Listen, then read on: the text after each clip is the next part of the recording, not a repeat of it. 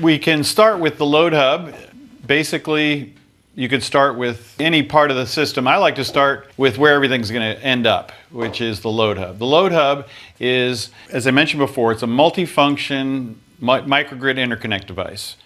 And MID is what we use to isolate ourselves from the grid for powering systems when there's power outages. It's a very, very important piece of equipment, and every company that does AC coupling uses a device like this. So Tesla Gateway is an example, Enphase, Franklin has their A-Gate. Everybody has that does that type of a typology uses a product similar to this. Each one is a little bit different, and each one has different capabilities, and so we're going to go through the functions that this particular device has, which is pretty complete. So this device, it's nice and large. Now some people will say, well, that's big. I like big. Big means that you can fit things in it. You can do wiring effectively. You've got good wire bending spaces, things like that.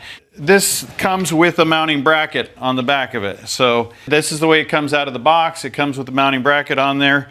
There are T25 screws that have to be taken out. So we're going to take these T25 screws out, and then we're going to mount the bracket to the wall once we get these off. Flip it onto it. Now these are just retainer screws here. This is very similar to how most inverters hang on walls, things like that. So they're just using a very similar concept to that. These types of designs change and shift over time, but they're just a way of enabling you to easily connect this relatively large box to the wall. And so we're going to put this on the wall. We're going to level it up. We're going to mark some holes. We're going to use Tapcon screws in this case to screw it to the wall.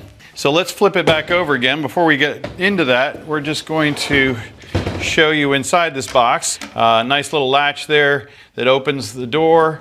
Move the lever backwards, and now we can open up the box. Okay, so here's the dead front cover that goes on this, and it's got a display inside that tells you about all the details of the wiring inside the box. So we'll get these 6 screws out, and this also is marked the fact that this has 5 2-pole smart load outputs, and then it's got a generator slot and then 2 2-pole slots for battery pack systems.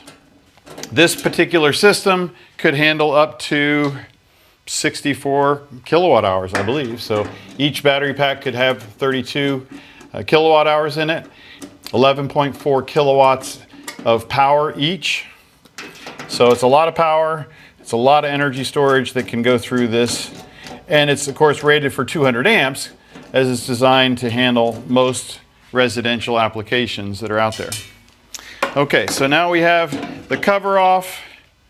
You can see the cover there with the labeling, and we're going to knock out some of the slots that we need.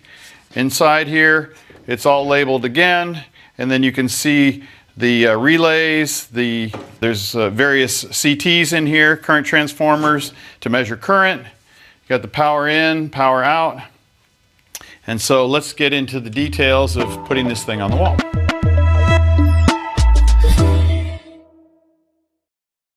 Okay, so now we're going to remove the cover just to get it out of the way. It doesn't have to be removed, but I think you'll find it's going to be easier to do it without it. So we're going to go ahead and take off. There's 4 nuts here, and then there's a nut down here that's holding the grounding strap. So let's just do that real quick.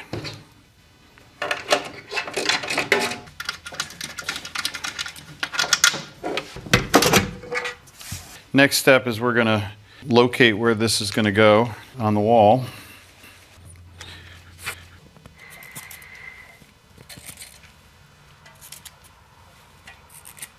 So let me explain a few of the marks that I put on here in the wall. These are for the mounting plate and relative marks related to that. So 6'7" is the highest mark, highest point that you can have a handle according to the National Electrical Code. Okay, so that's just a practical height. For me, it's not that hard to reach, but other people, obviously, that could be extremely high for people to reach. And so we are setting this LoadHub high, and so we want to know what is the highest we can mount it. And this is about the highest we can mount it. Anything higher than that, then the inspector can say we'd have to lower it, and that would be difficult to do. So we want to know what that is. And then, of course, we want to make sure this is level. So we set it up there, we put the level on it, made a mark, and we also marked 4 holes through the mounting plate. With our hammer drill, we're going to sink holes into the concrete wall. We're going to install Tapcon screws to fasten this to the wall so we can hang this on there, and it will be there forever.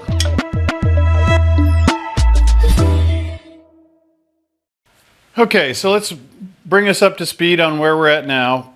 We went ahead and we installed the MID here where our smart loads are, and this is a really critical piece of the entire system, and everything comes to here, and that's why we installed it first. In this particular system, we're going to be running a couple of EV chargers, and so we connected the old EV charger up, we connected the outlet for the new EV charger that also could be used for an RV outlet. It's a standard NEMA 1450 outlet. We mounted the bracket that's going to hold the EV charger. We're just leaving that out right now because that just sits on here and plugs in. And we're going to leave our space here so we can work on our batteries and our controller. But I just wanted to bring us up to speed. We got the wiring done. Now some folks will say, well, you know, I don't want to have to do all this extra wiring. You know, I just want to be able to put the battery down and connect it in and walk away.